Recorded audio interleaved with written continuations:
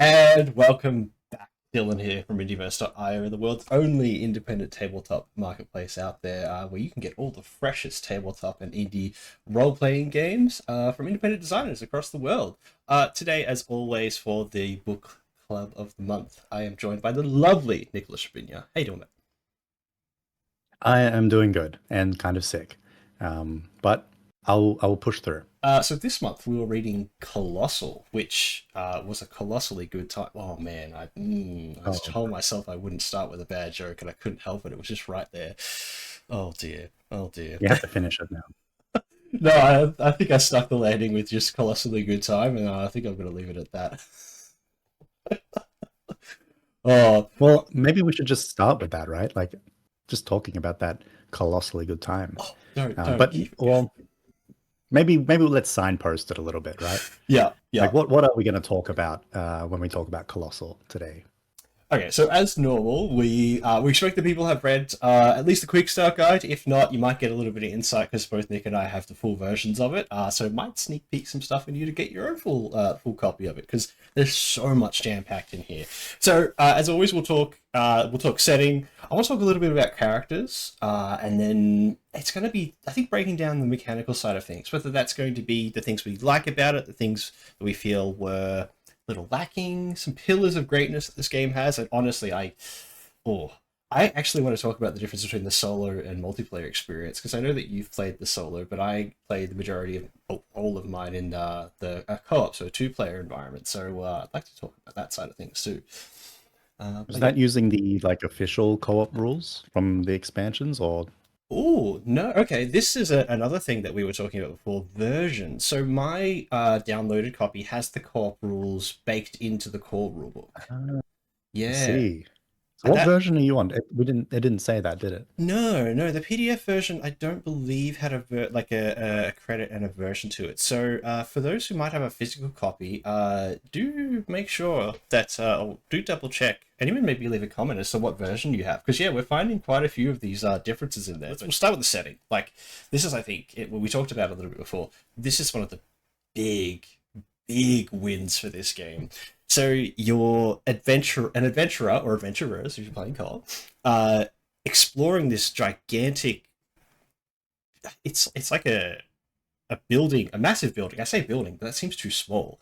Like it's a gigantic structure with all of these rooms that divide up like biomes, civilizations, and like cultures, and you're combating, living with these golem-like creatures that kind of look like palisades with the clockwork machinations, traps, giant buzzsaws. Like it's very evocative, the art style, and I think that's one of those things that really stood out to me is like just how they set the tone for the book right away.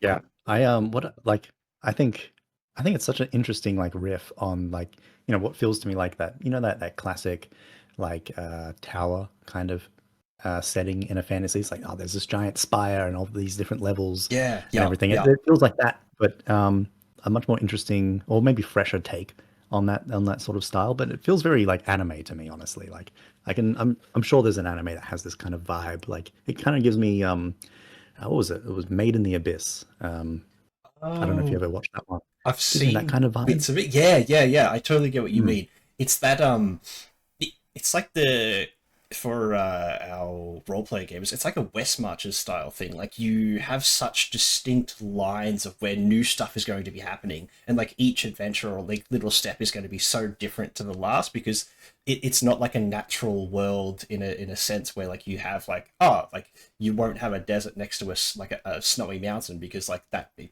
doesn't naturally occur. Well, I say that and probably I'm very wrong about that, but like it's meant to sort of break those like expectations of the conformities of like just a normal landmass, which I loved. And agree that in the same vein, like the big arms and stuff, all I saw was like I don't know, any like shonen anime with the like big power up arms, metal bits. Here in Lagen with like the big robot like Oh molding yeah. arms and stuff like that. That's kind of the vibe that I got when I was we were playing it, and that's what really inspired me to get something interesting with character creation, which I loved as well. Well, maybe before we get to the character creation stuff, like tell me a bit about like how do you find the game like the book itself presented its setting? Because I know that's been a like a discussion sort of Yeah. piece with the book club across different games about how people prefer like one or two page summaries, or maybe like more expansive, rich kind of setting material like Shadows of Esteren or something like that. I'd say it's in the middle ground. Like there was enough Mm. there to get me inspired and to like tell me about the world they're trying to build. I think one of the highlights for that was like the cities, how they describe them, because they have like a how you build it, which is drawing cards, and then it tells you like what buildings or establishments are there. But they also give you like a little bit of a breakdown as like what those things actually do, like their function for the game as well as like the society as a whole. So I really like it because not only did they have the prompts that have like a little description, but there's a further down like longer description that gives me like if I want to get like deeper into the weeds as to like, oh, what can I do here, what kind of things can I like provoke as far as like the creativity or the characters I want to make in that space. So I really enjoyed it. The setting pieces like the biomes and that, I found them a little lackluster, honestly. There is like five or six like past the core part of the book where you talk about like main exploration combat, and they get into like the ocean biome, the snow biome, like the rafters, and then there's like two or three other spaces as well. They just felt really unexplored as far as like the Oh, yeah. base set. Yeah, yeah. Man, I'm feeling ripped off. Like, I mean, I have the battlements in the oceans, but you said that there was another section. Yeah, let How me much is this? yeah, I would love to. I have the third edition, right? yeah. And all I have, like, I have the ocean section, I have the battlements part as well. And of course, there are the cities, I suppose. Yeah, yeah. Let me grab them for you. So I have the ocean, the tund room, which is meant to be the ice, so like tundra room, the rafters, All the right. crackways, the battlements, and then generic biomes of the castle section. Wow. Okay, so they've really, really expanded on the core book. Yeah, Okay, yeah. that's interesting. So, I mean, look, I do have a couple criticisms of the game system itself. Um, I guess they may have been addressed in future editions. That's great to know.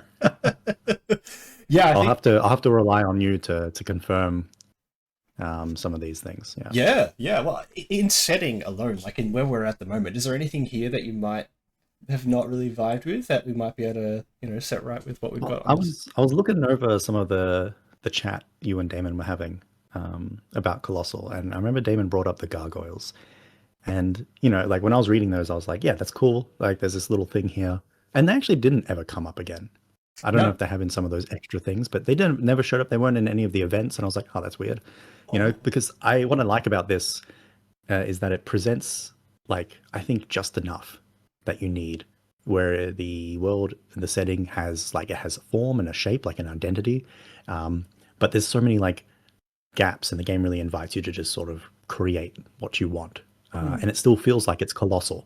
So I feel like it's hit that really sweet spot to give you just enough freedom, but enough boundaries to really build on and provide that identity. I like that.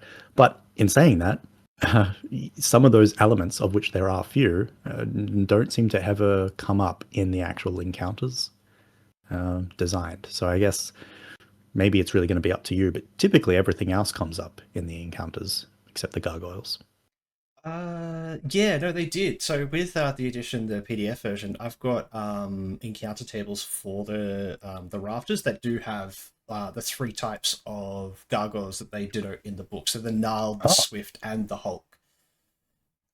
okay, Uh, great. Okay, well, that's good. That's good to hear. yeah, so they give them in prompting. This is one of those. I think I want to talk from them a bit later on the mechanics side about the prompts themselves because they are kind of focused, and this actually points out a little bit more of the issue I have specifically in the rafter area, because I don't we didn't make it to the rafters, and the game specifically says, hey, if you don't make it to the previous spot before the rafters, don't read the rafters, because it's meant to obviously be like that's where we're the unknown. So So are these called rafters or battlements? Because mine's called battlements. so there is both. There's Do you have rafters you and had both? battlements. Oh, Yeah, okay. yeah. Ah, right. Okay. Wonderful.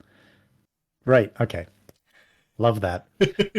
Anyway, go on. Tell me about that. Like, Oh, what was that actually, thought? Hmm. since you're since you only have the one, does that there's no like staging point. So the battlements, I believe, and now I'm going to double check. This is going to be a great thing to edit in and out as we go, just while we're trying to figure out the Yeah. addition Well, while difference. you find that, Yeah. essentially how you get to the battlements for my edition of the game is you have to find a staircase and you'll go up to that, and then you'll be in some other level of the Colossal. And then if you find the staircases again, then you can choose to either go up to a new level or to the battlements. And then that's when you can sort of engage in that with those prompts. Yeah, I believe that this is the same, and then like beyond the battlements is the rafters. So like it sort of like is a two-stage piece. That's why in this version that I have in front of me, they actually talk about progressing. Um, yeah, it says don't go to this place until you've reached the battlements, which is above or below the rafters. So like it sort of gives you like a couple of steps towards getting to what they Mm. would call like the end game of figuring out what happens, like what's happening beyond the ground level when we're trying to ascend beyond like the top of each of the rooms in this structure. Um, what's up there? And I really liked that for and I never read it. I actually still have not read the rafters like full top to bottom. I looked at like the creatures which were interesting and glanced at the prompting, but yeah, that's kind of nice. I'm looking forward to discovering that piece when I get to that with the game that we've been playing. But I do like that they have like this it's like the next stage. One of the things that I felt with other solo role playing games is there you have access to everything from almost the get go. Like there's nothing new to discover as far as mechanics because you read through the whole thing and then you're just sort of using the tools that you have. I liked having this hidden piece of information that I could have obviously just gone and got, but chose not to. And now I'm like, it's exciting me to go back and to discover and find staircases and like go through the deck, find more prompts so I can keep discovering the world. I feel like we've covered enough of the setting. Like I feel like it's good. There's enough there. It's interesting, and I think it serves its purpose for this game in a Mm, really concise way. Yeah. So yeah, character creation, right? character creation. So I, you know me, I dislike, strong dislike, as quoted in that short that I made, of the alignment system. Oh, I have to stick to this thing that tells me what my character's like. Is a good, they're bad, they're hasty, they're brutal, whatever there is. So I don't like it. With this, it's a two-part, which in and of itself is amazing because it's also not like chaotic good or like they're not two things that sort of fit the same pigeonhole. It's a history. I think that's what I really enjoy about it. It's not just one experience and that defines your character for the rest of the game.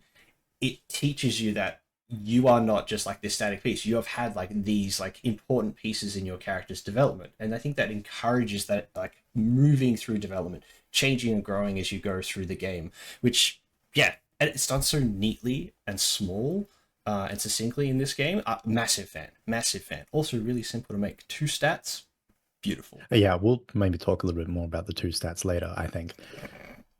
Yeah, I don't really have much thoughts on the character creation. Like it's very minimal. I mean, Mm, at least in the version I have, it was actually kind of confusing. Honestly, the whole onboarding experience for this game was weirdly confusing and okay, obtuse for me. okay, And that's probably just because I have a very early version of the game. could be. Yeah. And the game with like such little rules, I'm like, why is there so much text to explain what to do here? Why are there no like ordered lists to like, okay, to create a character, do this, and this, right? None of that really. I mean, it was sort of there, but not in an ordered way. Did you have an ordered list? Yeah, yeah. They Oh, wow. Okay, they really fixed. That's good. That is yeah. great because this was like one of my major. Like this is this is creating a character. It's just this wall of text in Oh, my yeah. version. Oh, and then like the next page is like the calling, like the cards drawn table list, then a That's right. name. Yeah, Yeah, that's right. yeah. I had the same thing. I found it really okay, a little bit long-winded. I'll agree with that, but Yeah. I liked that it told me like these are the four things that your character will have, and then Yes. it gives me a description of how those things sort of fold into like the narrative, the role play. But I will agree, it is a little bit long-winded for It's what it too is. long-winded. Yeah, yeah. Yeah. But again, it's that thing, and I've discovered that this week with a few other things I'm working on. It's like, is our experience with tabletop role-playing games the reason why we don't need all of that? Does a new player need this experience? And even though I think that That's where it's I'm coming at it helpful, from. it's helpful, but I still think it's a little bit long-winded for my liking. Yeah, it's too long-winded and it really needed, I think, a bit of editing. And look, honestly, maybe all of my criticisms pertaining to that are a bit like, well, I'm working on an older version here. I'm sure, like, I've looked at some of the expansions and it looks like they've really improved that kind of stuff. Mm, So mm. I'm sure it's improved in the future versions, but it really needed like some editing, some cleaning up, better signposting, better use of text structure, like, ordered lists and such to really clarify like what you're doing. Um, yeah, and for a new player, I think they really need to do that. And I think you're right in that a lot of people who play these kinds of games a lot are going to be filling in the gaps, right? We learn things based off things we already know, right? Yeah. And that can be its own sort of issue, right? Like for instance, some people will skip the solo play section in Caught in the Rain because they're like, oh, I know how to play solo games, but What? you don't know how to play this solo game. So sometimes they might get a rule wrong because they skipped that section because they thought they knew what it was. And maybe that's an issue around naming conventions for headings, for instance. But Could be, yeah, yeah. regardless, people come to it with context and they'll use that context to understand it. And I think in a game like Colossal, which is like, who was it? I think someone, it might have been you, it might have been Damon actually, who described this game as rules thin. I'm like, that is, I think, a really perfect description of the mechanical systems underpinning Colossal. It is very Okay. rules thin in that there's not a lot of depth or interconnectedness, and sometimes things don't quite connect or they're not quite said even though they're kind of implied maybe, or you, based on what you know, the context that you bring, you're like, okay, I can fill in the gaps here. This is probably what the designer intended. I'm just going to do it this way. Whereas Okay. someone who doesn't have that context is like, I'm confused. How am I supposed to play this game? How does combat affect exploration or Mm. whatever it is? I mean, that one's clearly spelled out, but you know what I mean? Yeah, yeah. Like, I think one of the things that got me is like, it- so going to the city for the first time. When I drew a city generating card, I'm like, cool, I have to go make a city. They have great rules and it's very easy to follow how to do that. But then it was like, well, how long do I spend in here? Do I stay here for long? Like, and that's probably up Do to you do an me. exploration phase there or not? Yeah, Are yeah. you just going to the different locations and just doing that? It doesn't actually spell out what to do, right? And like for us, like I was like, cool. I guess we're in the city, so we'll do the like exploration cards for the city. There wasn't luckily a combat encounter there because that would be an interesting time. But uh, Also, you did do exploration in the city. Like you did you drew cards for an exploration phase in the city. I think we just Yeah, that makes finished the sense. one that we had because like getting it like finding and creating a city was one of the exploration cards that we drew for like our initial one, and Yeah. then rather than like finish the exploration phase and then make the city, we sort of as soon as the prompt came up, or we were like, cool, let's make the city, and then we can use the exploration cards we have in the cities that we just generated. So, but even then, like I said, like because there's like a whole bunch of like districts slash like establishments that you can build, but it didn't really ever feel like the prompts were like pushing me to those because they, and this is going to be one of my gripes with the prompts is they were so direct. Like they were just, Mhm. this is what happens. I think that that's one of those like the shortcomings that I found for the prompt system, and something I wanted to when I got like the same card again. I was like, I want something a little different, so I found myself like Mm. overriding the prompts that they gave me because it felt very just linear as far as like what the game is giving me, and then I have to sort of fill in the flesh around it. But it feels like it's not enough grounding to really promote like the creativity outside of just like the one that got me the most is there's a dead body. I'm like, that's You'll what am be I? coming across a lot of dead bodies. Yeah, it's like what do I do Yeah. with that? Like it could be like, oh, it's in the context of my previous scene, but I'm like, then I'm not moving and exploring, and how do the rest of the cards that might take me to other places like fit into that space? It just felt very some just felt way too direct. But yeah. Mm. Yeah. That's interesting because I really liked, I thought one of to me, there were two strong points that this game has going for it. And Hmm. one was the setting. I think that's super strong. I really like that. Yeah. And the other was the prompt system that it has, the approach it's taken to prompts. And Okay. look, it wasn't the first game to do this. In fact, I think my very first design came out around the same time and it has a similar approach, although it takes a different direction Okay. Okay. as well. And so that the idea of generating like multiple prompts to then weave together and to help frame a scene, I think, probably requires those individual prompts to be a little bit more shorter a little Mm, bit more direct, so that you can weave them together. Um, and I really like that. I think that that really helps make things a little bit more interesting and like dynamic when you get repeat prompts.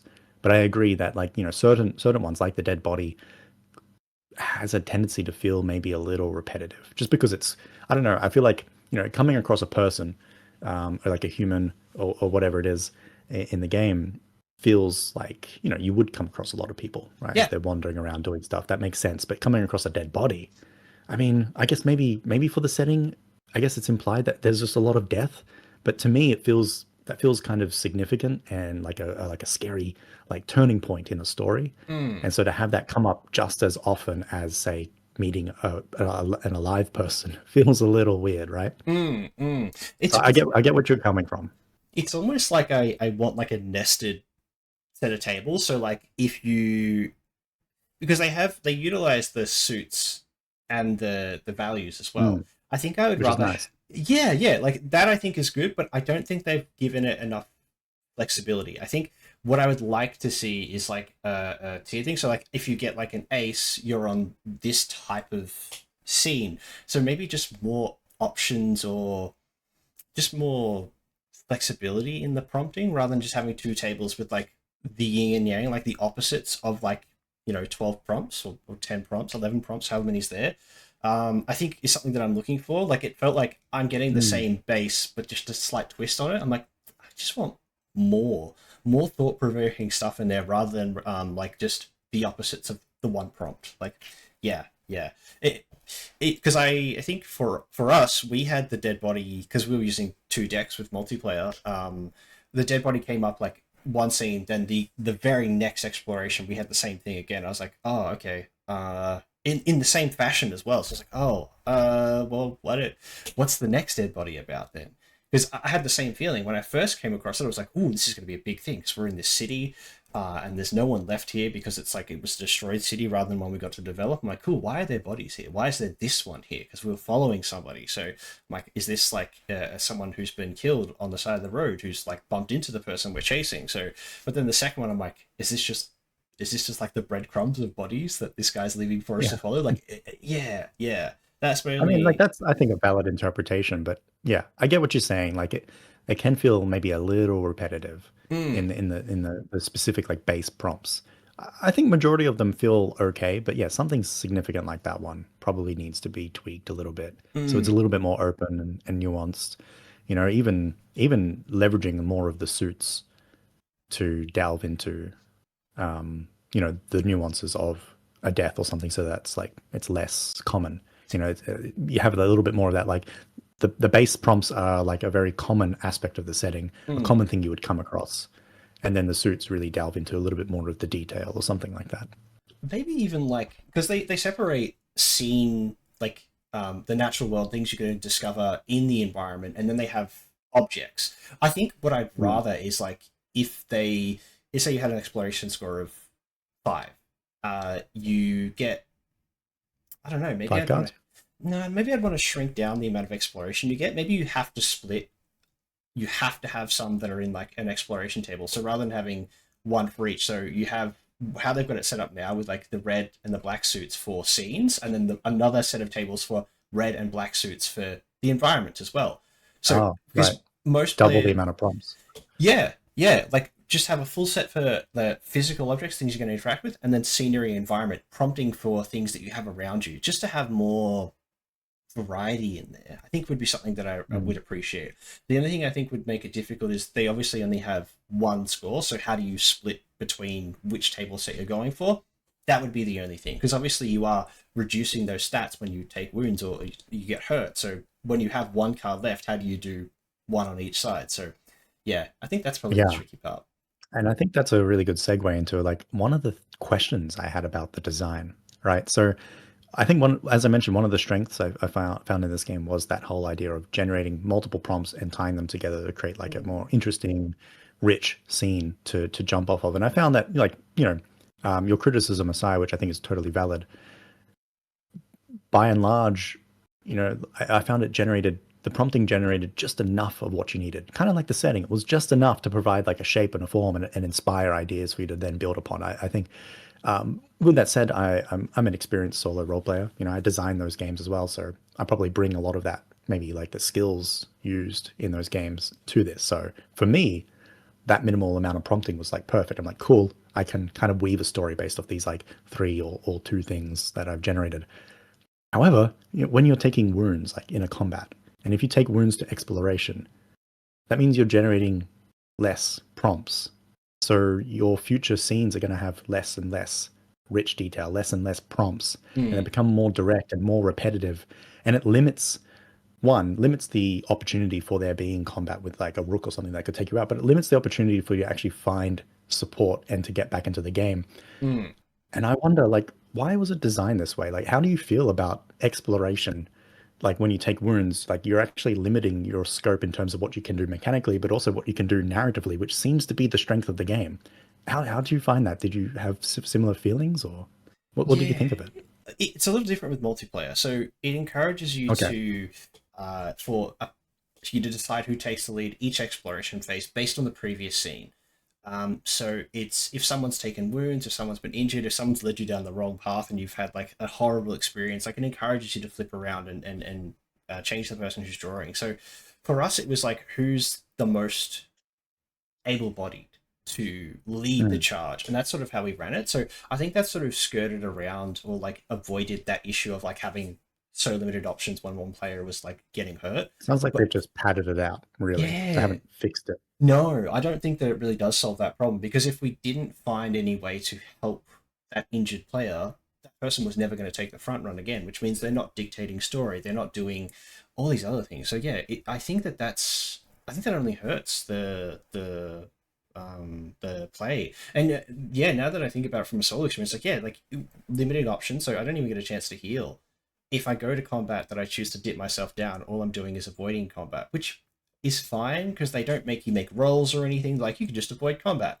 So, and even that feels kind of, I don't know. I'm not really a big fan of like you can just hand wave away the things that are meant to be like the challenge point of a game. Like just throwing away things that like will stop or impede you, challenges to overcome that you can just be like, nah, I don't want to deal with that. Like I don't know. It felt a little bit weak to me. If they're especially for something that it puts combat at a as a major mechanic, because it's a whole section of the book, and there are not many like sections that are like fully fleshed out. And combat has such a presence in it, but it's really Mm. it kind of felt unsatisfying. Um, The hand yeah, wavy aspects of the system. Look, I agree. yeah, I think yeah. I don't generally like the hand wavy aspects. I prefer it if there was, it was a little bit more intentional. Mm, Because it kind of just feels a bit like afterthoughty. But I do like the freedom that Colossal does give players as well. So I'm kind of in two minds. Like I enjoy that it's like it's really your story, and it's about telling the story, and like writing up these prompts. Like it is a solo journaling game, mm, mm. even though it presents like at least in my edition, it's just like this is what solo role playing games are, and I'm like, oh, I don't know, that rubs me the wrong way because this is just one kind of solo role playing. But hey, look, I won't rant about that. But it's a solo journaling game, and it seems to like, lean into that, and the freedom that it gives the players really helps elevate that aspect of it. And then yet you have this mechanism that's like, okay, well, you've suffered some wounds, some mechanical wounds, and now you're going to be able to do that part of the game, which is the core experience, less. Mm. And it does have mechanical implications, and it does limit you from a narrative perspective. I just don't understand why. Like the game is hamstringing itself for some reason. Yeah, Yeah, just it give us seems a hit bit weird. points. Seems a bit weird. Yeah. Yeah, just give us hit points. Yeah, yeah. I mean, even just reduce the combat efficiency or something. Like Mm. reducing the exploration one was just that's the one that to me felt um a little odd. Yeah. Like I don't mind those sort of like what people like to call death spirals. I don't mind those in games, honestly. Um, Tension build, if nothing else. Like that's yeah, that's right. Yeah. yeah, yeah. Like nothing more than like being on like one pip of health or resources or anything, and like you're scrambling, you're drawing that card, and that would suck actually because you only have one exploration. Like if you're on one combat, one exploration, like one card a scene, like there's nothing there. Like every scene is like I am at death's door. and I don't find what I That's need. what I'm saying. Yeah, yeah, Exactly. Yeah. Like it's just, it doesn't make sense to me. yeah. It's like everything in this system is like there's like 80 to 90% that I'm like, oh my god, I love this. And there's just this little thing that like I'm like, why this? Like, why? Why did you take something that's such an established thing and like not even just solo role playing games, like role playing games as a Oh yeah. whole, and then just take that out and just forget it. Like hit points again, like don't like I understand being less effective, but having less health adds the tension so that you feel that like you're less effective in combat without really taking anything from the player. And like I can't imagine a situation ever that I would ever take anything out of exploration if I still had combat points to dip. Like it just Same. there's no point. And like that I don't like that. Having a objectively better option just because combat has no weight. Like there's no risk in combat if you just choose to like, no, I'm not gonna do combat. Like there's no risk. So I didn't feel like it built Mm. that tension piece for me that well. I felt it was a great jaunt through a beautiful world with great landscapes and that, but I never really felt that threatened because I wasn't. Yeah. You're It's just it's not not. really that kind of game, right? It's weird because it It like presents itself at being like presents that because itself. it's such a like Mm. all of the artistry is like full of like massive swords and like rooks smashing things. I'm like, yeah, but I don't feel that. Step 4 of character creation is a weapon, right? Like Yeah, 25% of character creation is coming up with a weapon. and like sure it flavors nicely. I get my nice big like Mm. equivalent Buster Sword, thanks Final Fantasy, and like smashing up rooks and that. But I'm like, the combat is so they want you to be so flavorful. Like you talked about it being like anime, and that's how they describe it. It's like yeah, they want you to really just narrate your combat scenes, but it is so simple. I kind of wish it was more focused on that like I guess just giving us a richer combat system, and they kind of do. Oh, wow! This is a Oh, big do they? thing. This is a big thing. Do you have the advanced combat mechanics in your book? Is this about like battling within the rooks? I No. have it in the expansion. Oh, no, I So don't have. I just have the basic combat. What's this advanced combat? I mean, I don't feel like it fixes the exploration issue. no. But like before you go into that, I didn't mind the combat, honestly. Like I would have preferred there to be a little bit more substance to it. And there kind of is because you're drawing so many cards. So by the time you get to combat, you can kind of have that almost trick-taking mentality where Hmm. you can kind of guess what they have hidden, and based on your cards, you can sort of pick high, low, and like I don't mind that. I thought that was it was good enough. It has its problems because if you are entering combat and there haven't been a lot of cards drawn, then it could be less. You have less sort of opportunity, less strategy. Hmm. Especially if you only have like say 2 or 3 combat cards you can draw, then you definitely don't have a lot of information to really engage in that sort of strategy or those tactics, which Hmm. is a shame. But I didn't mind it, and I found that the prompting throughout it, even just like generating the kind of attack that like the rook would make or whatever it is, or opponent would make, I thought was like that's nice. It really helps just sort of like frame the scene up a little bit. Hmm. So like I found like the prompting throughout the combat to be good, sufficient. Yeah, I like that. So tell me about this advanced combat because I don't have that in my edition, and I'm increasingly disappointed. Come on, what's Nick Engel? What is this? This like half the game in my edition is missing, it seems. Go, go on. So it's an opt-in sort of thing. It's not something you do for character creation. You choose to do it per like you choose to like apply it at any point and it gives you additional styles. Think of it like combat styles. So you pick an approach for your character. So you can have like an all-out approach, a stonewall approach, snipe from afar, trap and trip, counter and fate, grapple within. They encourage you to Stuff. pick one or two of those, and then for each combat, you're drawing an amount of cards additionally that sort of they have the approach. So for all out, if I drew a spade, I would get the unarmed, so I would grapple. So if there are more two over so if my card is two over the enemy attack, I get another additional card to draw. Whereas like for like all out defense is if I clash with an enemy, so if we get the same card, uh, Five. I -2 from the enemy's like drawn attack card. So great for like Okay. those bigger dudes. So it's sort of just manipulating like how many cards the enemy has versus you have, how you deal with like certain mechanics like your clashes, if you're Nice. dealing with Small addition that adds a little bit like extra stuff, or Mm. how'd you find it? Did you use it? I tried it a little. It honestly just made more busy work. It, Yeah. like it sure it helps us get through a combat or two, but it didn't really add much to it. Like because we already had like a calling or a nature that sort of like framed how our characters acted and reacted in these sort of situations. It almost felt like if I didn't take something that sort of fit that presentation of the character, that the fighting style just wouldn't sync up. So I think it kind of like tried to pull me in two different directions if I picked stuff that I thought was All right. cool, rather than just like Yeah. giving me something like a weapon style or something like that. Like, oh, like I'm a shield user. So rather than like a mentality of going into combat, I want like a specialization. So yeah, it worked a little, but I just don't think it was too great. Too great.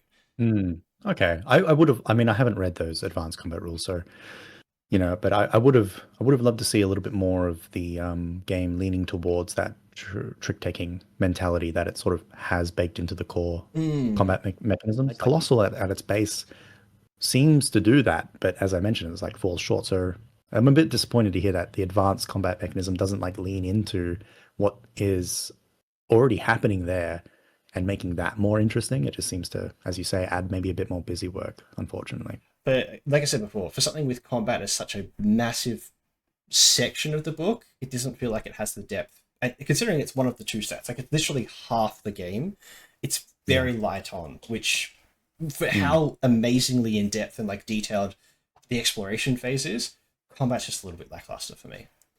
Yeah. Look, I mean, I have to push back. I don't think the exploration phase is amazingly in depth. It's It, quite light, quite thin, as Damon put it, like mm, rules thin.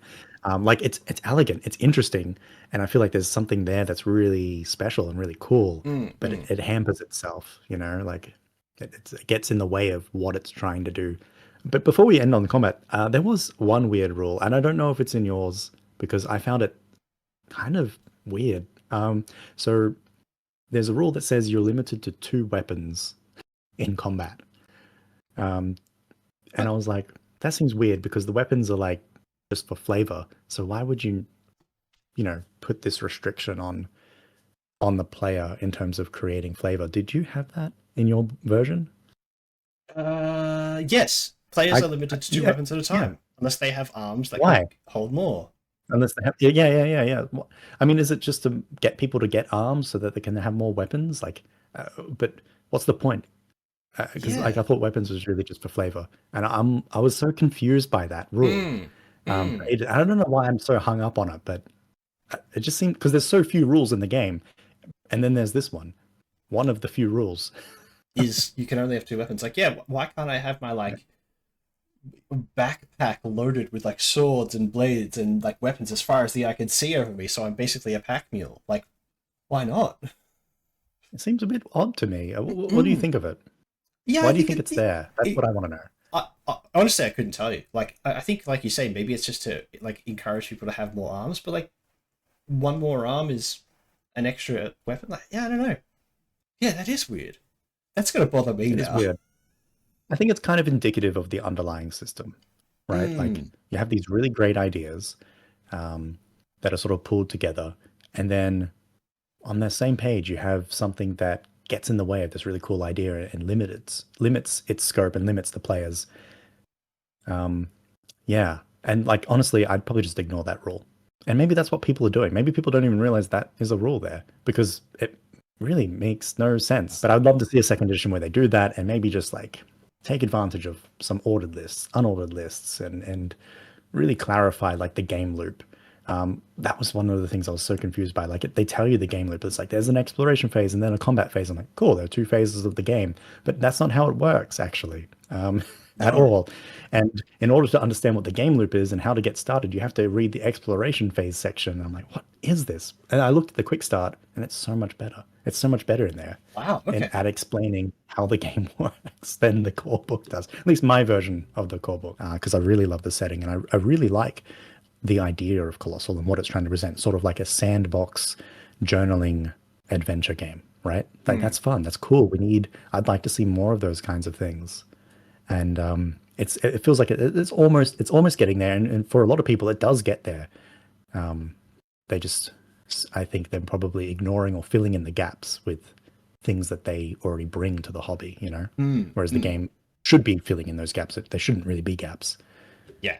To be fair, one of the so the like from 144 to 171, I believe, is a guided campaign where they Mm. give you like a full campaign to run through. Now that I would find interesting because that means that potentially you're not doing the exploration phases in the same capacity because it is guided, like telling you where you're going. So I don't know how the I red had a prompts would sit. flick. Yeah. I had to flick through because it's. I'm guessing it's the same one that's in the Roomlands, and there's sort of like the quick start kind of alludes to the style that they use. It's called Search for the Sea Stone. Is that the one Yes. you have? Yes, it Yeah, so is. that's Yeah. the one in my Roomlands expansion. And it seems interesting. Like it sort of does this thing where it's like you'll have different like prompts and everything, different locations. There'll be like choices to make within the text to then take you to like different pages. Okay. And then it will say like you're in this section of the game, you have to complete at least two exploration phases before you can then progress. That's sort of like how it's structured. And Okay. I like Okay. that. Like it's sort of like it's light enough, it fits into the system. Like I'd probably want to play through it a bit. But what do you think of that? Just off the cuff of my brief explanation. Yeah, no, I think that's good. I think that's good because like it gives you some freedom to work within like the prompting or like the rooms or the spaces that they're walking you through. So it's not just like Mm, a handhold walk through like their environments on a railroad. You get to sort of like go through like a block of text that describes the space that you've like traversed into. Then you have space to like add your own flavor to it. It's like one of those it's like for like a group game, like collaborative like world building storytelling elements. One of my favorite games for that is Eat the Reich because yeah. they give you tiny little prompts for like the environments you're in. Like there's a hotel with a front open garden. That's all they give you. It's a two-story hotel. I think that's it. Two-story hotel and like a big open like garden out the front, like a big French hotel. And everything else is created by the players as you go. And I think that like this sort of gameplay loop, I like this more because it gives me something to sort of like start from without having such like directed prompts like in the other the general exploration table. I like that. That's really cool because like it gives me a frame. This is that thing I think I was talking about where I want scene setting card draws for exploration, and then I want stuff that I find and interact with in exploration. Like and having them Mm. like I have to have a couple of these and I have to have a couple of these. I think means that the environment building stuff would be I think better expressed. Like it allows it to have like more impactful stuff because there's a guarantee that you're getting them. Whereas like with the normal system they have, there's no guarantee I'm going to get a red card, especially when I have low exploration. So I feel like this gives me that framing, that little tiny framing that I want to just sort of like speed those scenes along or like encourage like how I'm going to grow the scenes or the places I'm going to as I go. Yeah, I really like that. I think I might try the adventure they have pre-written, maybe on my own at some point because that seems really cool. Really cool. Yeah, I'm curious to see what it's like as well because it seems that in the solo game design space, there's a few games that are coming out that have a lot more of that like pre-generated content for people to play with and riff off of. Mm, Um, mm. in a way to like it helps reduce some of that like creative burden that's placed onto players Yeah, at the cost of becoming a little bit more prescriptive. I have another question, if we're sort of done with that stuff. yeah, And sure. look, I don't really have an update on this, and I'd love to see it in your version if it's there. But I noticed on my credits page for my version of the game plus the Roomlands expansion, it says the Colossal game system patent pending, and I thought that was a bit odd. Well, I just I control F on my document. I can't see a pattern anything. Maybe I'll try Okay, pending. good. Hopefully that's been removed because honestly, like that really rubbed me the wrong way. Yeah. Because yeah, I mean that's look, to be frank, there's barely a system here, okay? Like it is a system, there are like some rules and everything, but like it's barely anything and it's actually not innovative. Like there were games that came out before this and around this time that, I think it's clear that maybe Nick didn't take like inspiration from them or anything, but they exist. And, up until this point, I think there's the ethos in the RPG design space has been very open, you Mm, know, as much as like D&D with their OGL bullshit. Um, yeah. Mm, Generally, especially in the indie space, we're like, yeah, we keep things open, like even our games, like we don't have like an open gaming license. We don't really see the need to, no. right? And we actively encourage people to create their own versions and riff off the stuff that we make, and people often do, and they share those creations with us, and I love that. It's cool, and it's good to just see people like building upon the things that people put out. I love to see that, and that's sort of what's going on. I mean, like Artograph was like Brandon's really great map making and debut as a RPG game designer, and but like he was pulling from games too. My first game, the same way. Like I was pulling from like Thousand Year Old Vampire and Mythic GME and Caught in the Rain. I mean, I'm a big fan of Mythic, so like I pull a lot from Tanya's work because they are brilliant. It just seems to be the thing. And so when I saw this, they're trying to like patent their system of Bailey rules. I don't know. I don't think that's the kind of thing I want to have in our hobby, Mm. honestly. I'd rather it be open. But what are your thoughts on it? I don't know. Like, I agree with you in that, like, yeah, open stuff, especially when it, like, roleplay games, if no other game, like, tabletop games, yeah, I could see people wanting to, like, keep stuff together for those kind of games, like, sure, but role-playing games, no way. Nah, open stuff. Like, I get, like, why the big wigs in town will want to keep their stuff locked down for, like, licensing and IP, all that stuff, but as far as mechanic systems, nah, they should be open. I feel like that should be something that's so flexible and usable. Because again, it's a thing of like, well, when I take this book or game system home, it's mine. Like I'm gonna make changes to it. I'm gonna homebrew things that I don't like about it. And if I find a way that I feel is better, I'm gonna share that. Like whether I go to social media, whether I go and like make up my own PDF as like an extra thing and give it out for free with people. Like that should be fine. I feel like I encourage that because for me, like I said, I for how well combat was put forward, I'd love a deeper combat system for this game. I'd love someone to have put hit points in there so I don't have to worry about like my stats, but have other punishments that will take away my exploration and combat skill. I don't mind. But just give me something that gives like makes that combat piece feel better. Like, yeah. Mm. I felt honestly, I still feel a little and maybe it's because I haven't had like a really good crunchy combat game in a while and I've been dying for something like that. I thought this would be that. Like the way it presents Oh, itself really? graphically, I was like, oh yeah, I'm gonna get some like really cool, like tense combat fighting bits, along with like some really cool world to explore. And I just felt combat was really lackluster for me. Like just great for creative space to like narrate and like go through that. I'm like, it just wasn't crunchy enough in that for me. And like you say, it is rules thin and quite light. But yeah, it's, I would be really upset to think that people in the indie space are not open to that like creative collaboration. It could be like a first timer, like a learning thing. They're like, oh, we need to like go through like the copyright things for like the IP and like it might have just been some advice they got Yeah. and be like, hey, this is what people do with like other pieces of media like this. So because TTRPGs are such a unique Mm. piece of literature. Like it's like nothing else. So like I guess the normal steps you might take for another written piece of media, like just a book of any description, maybe it is more common to do patenting in that space. Yeah, I think the combat for me, I just wanted something a bit better. Like that's the big thing. I'm like, oh, Yeah. yeah. I don't know. Maybe we need to find like a dungeon crawler, like hardcore combat focus, like punishing tension build. Like you talked about the classic roleplay or like just fantasy thing of like the tower, the big tower, and like going Oh, through the yeah. levels and like I think of like traditional D&D, which is like dungeon crawling, where Mm. it's still about exploration, skills, like finding traps, unlocking doors, using magic, all that good stuff. But the combat part of that was still such a big part of like it's the third pillar. Like they're all equally represented in those games. I'm finding that the solo games only ever have one pillar really shine out, and it's kind of it's a little disappointing, honestly. I haven't found a game yet, and like a solo game yet that has like those three pillars like really honed in to be like balanced well like all together. Mm. And I'm totally fine like with games that pillar one thing over another. Like Horiko is still an amazing game. No It's a combat in good that game. German game.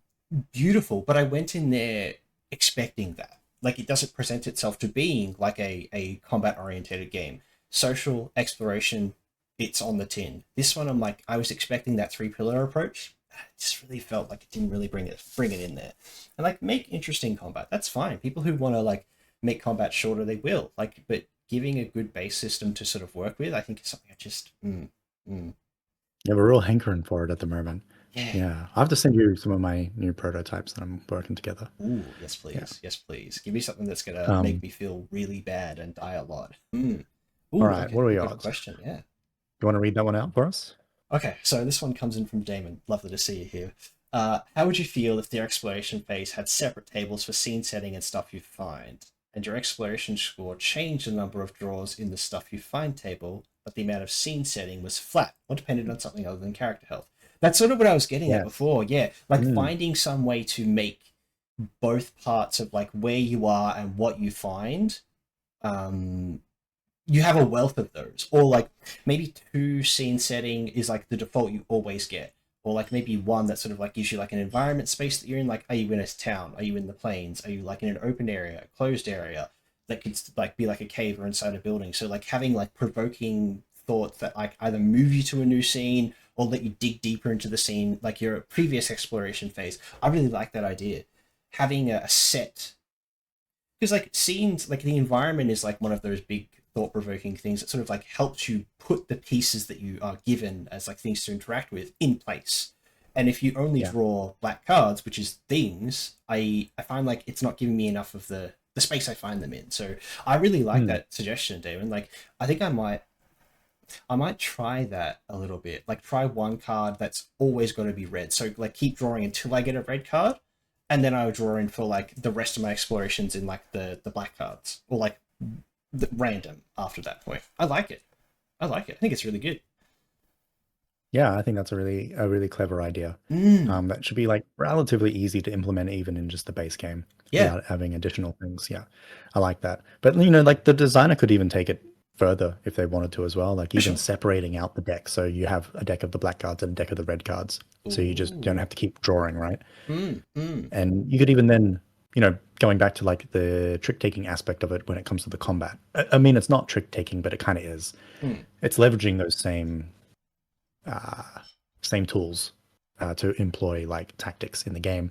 That would then give you like another like element to play with in terms of that. So, for instance, maybe some of those more dangerous enemies, because you'll probably be drawing stuff from the say the red deck less the stuff you find deck.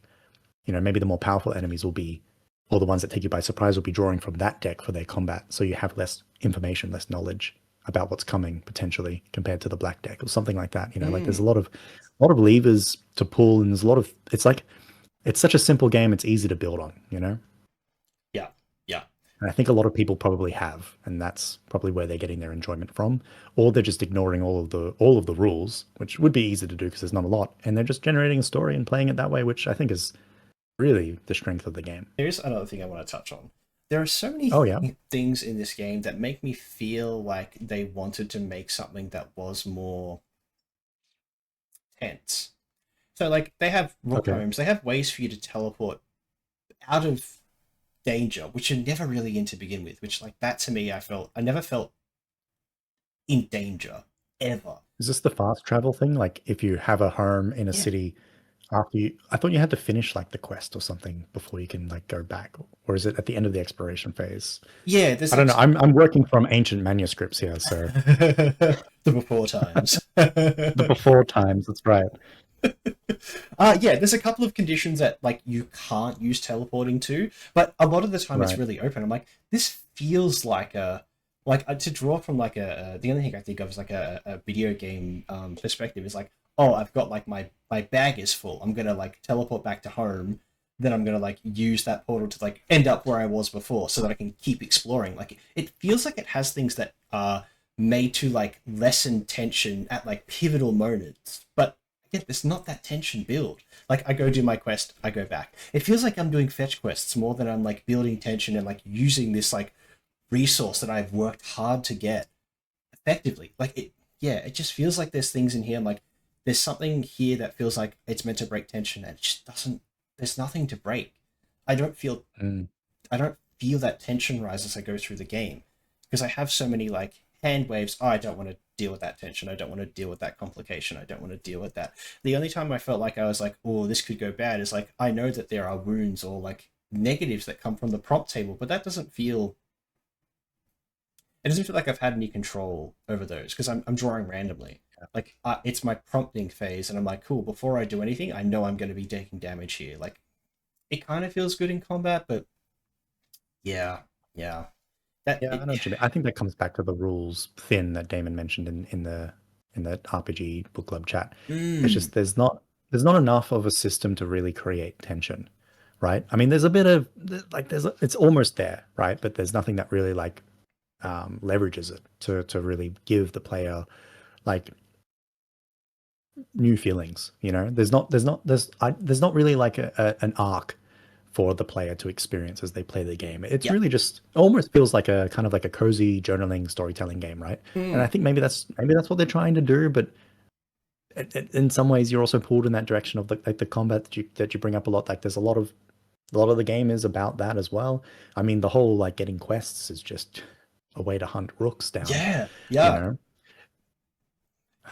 So yeah, like it's I don't know. I feel like maybe this theme comes up a lot, but it almost feels like it has an identity crisis, right? Like, Yeah, what does yeah. Colossal want to be? You know, Mm. it has these mechanisms and these rules in place to help create and tell these kinds of stories, but then it doesn't actually help you tell those kinds of stories because it doesn't have the systems in place to support the player to do that. It's really like, well, it's up to you, you know, like you want to engage in combat, well, then you can do that. And it's such a hard thing because, like, with the way that the game, again, you're building this kind of game, you know that there's going to be a combat element. So you feel like, well, I have to include it, but then maybe it's like I don't want it to be too complicated to take away from like the rest of the game. Because the rest of the game is like very fluid. Like you say, combining the prompts means you're not getting like bogged down into like five or six heavy heavy hitting things that you're trying to navigate narratively. And I guess they wanted to keep that flow nice and quick through combat as well, but I wouldn't mind just some more weight there. Or even just like they have advanced rules.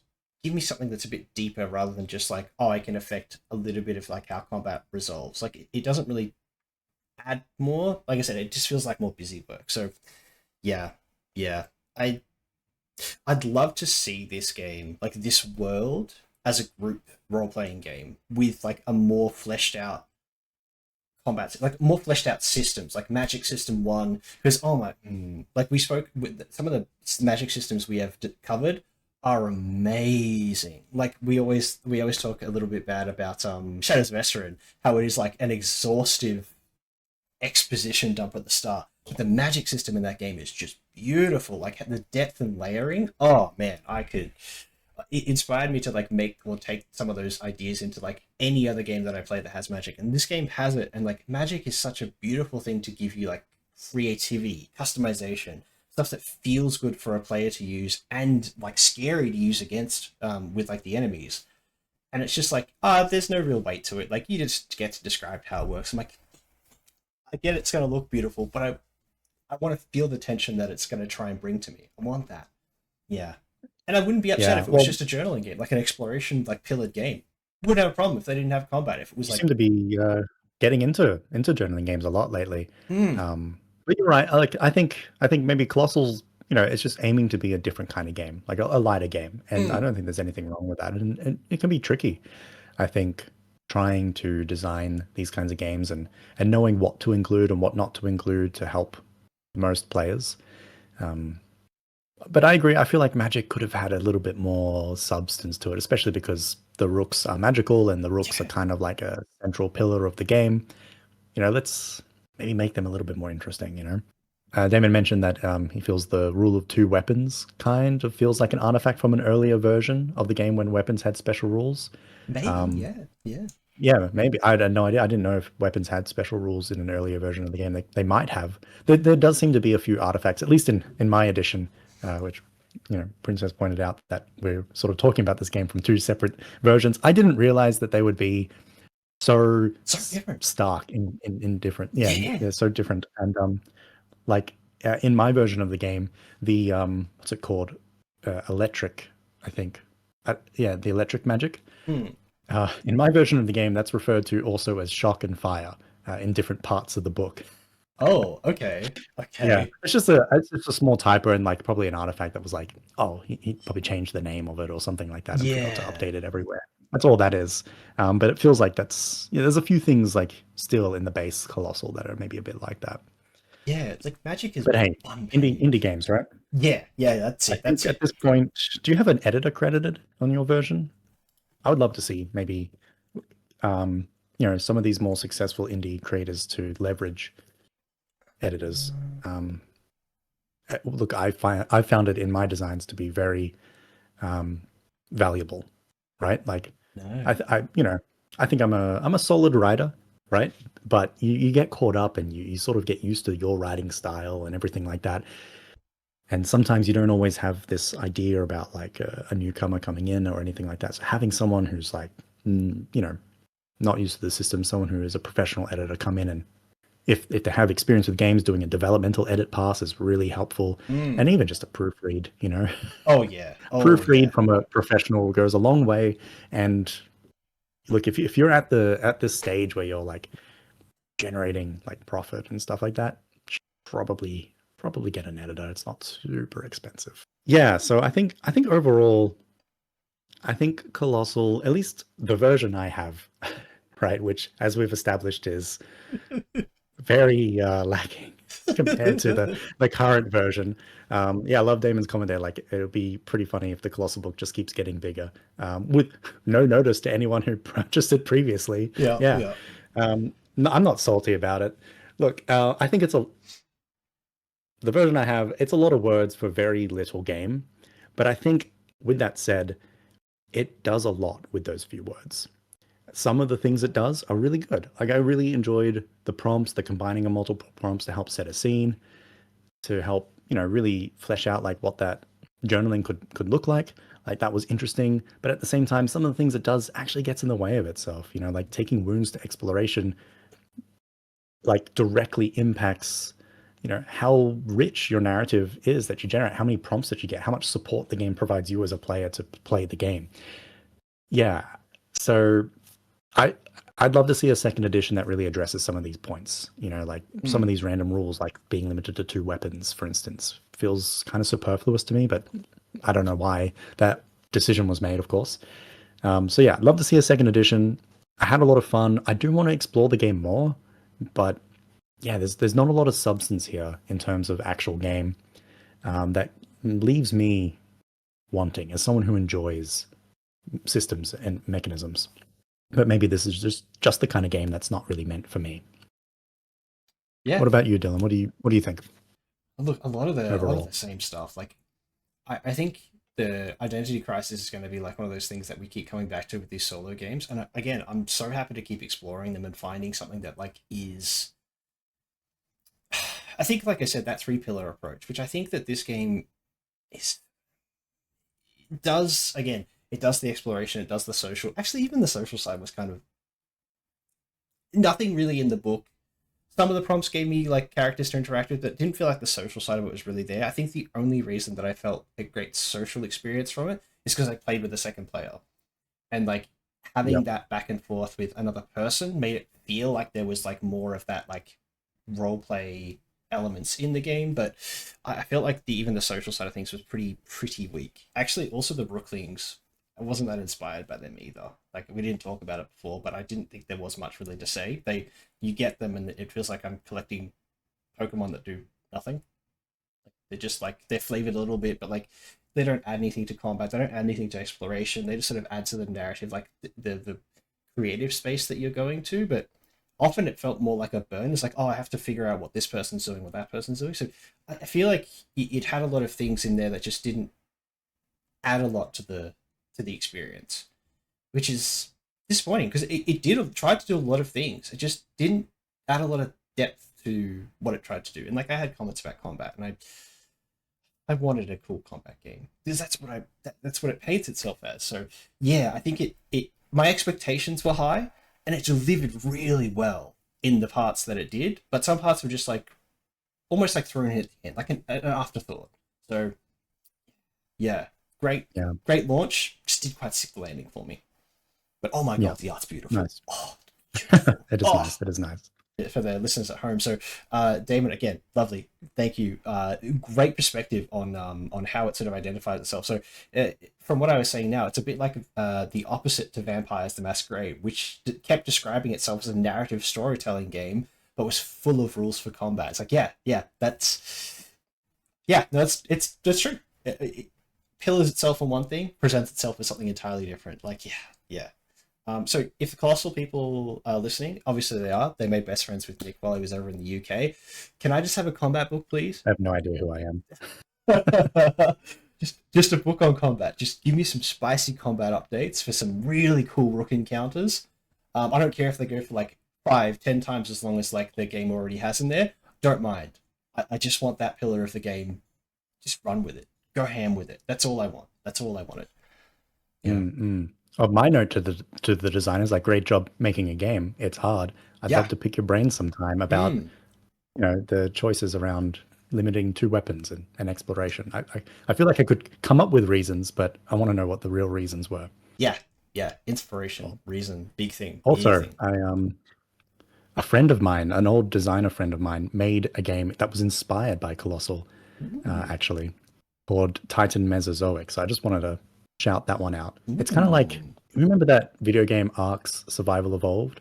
It's kind of like it's inspired by that as well. So with all the design, the dinosaurs and like base building and stuff, and they have like a whole like bonding system with their dinosaurs as well. I played like really early versions of the prototype back in the day, and it was back in the day. It was just like a few years ago, really.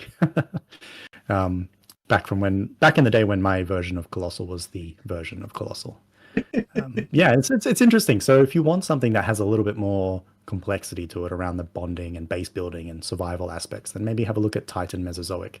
I think you can get it on Drive-Thru RPG. Yeah. Okay. Might be one for me to check out, or one to add to the list so we can have a comparison. Yeah, maybe we add it to the list. Yeah, I think so. I think you've already you've signed it up. I think even if you don't put it in, I'm just gonna like go grab a copy myself. Done.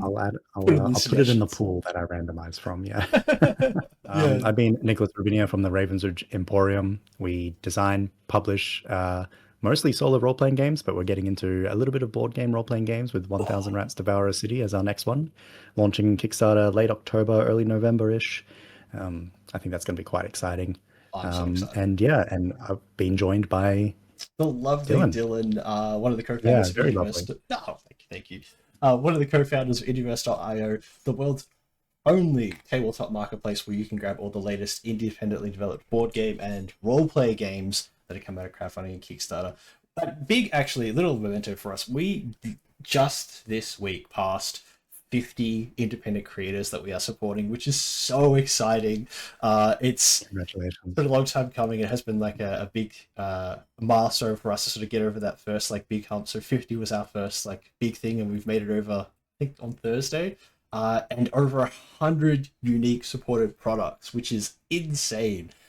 I thought it would take us a lot longer to get there. So yeah, if you're looking for something new and crazy, come check us out. We've got a whole bunch of new updates that we want to start pushing out to the website as well, so people can get more exposure for the brilliant games that we support. So yeah, stuff we're working on. But yeah, that's for probably another video. But we'll see you again next month for another beautiful TTRPG review. Maybe this month I'll vote for Cosmere, but look, if something else great comes in like Colossal this month, I think it's going somewhere else. So yeah, I'm looking forward to it. Put that vote up. Yeah, that's it. Well, you've still got some days. It's okay. All right, well, that's it for us this month, and we'll see you next time. Bye, everyone.